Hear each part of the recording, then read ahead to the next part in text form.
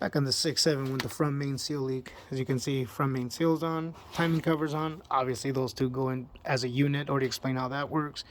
New water pump is on. Showed you why preventive maintenance is so important on that.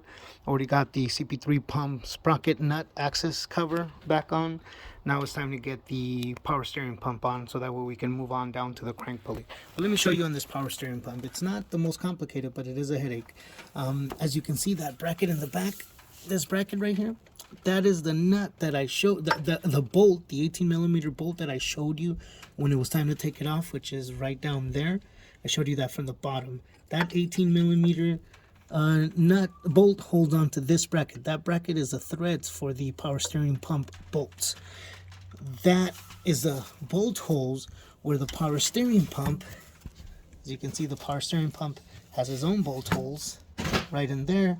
All those bolt holes that are on the power steering pump have to line up with these bolt holes as well, which eventually reach that bracket back there, and that's how they bolt on, and that's where it hangs on to. So it is not the easiest thing to do. It's definitely a little bit complicated, but let me get it up in there and I'll show you how it goes.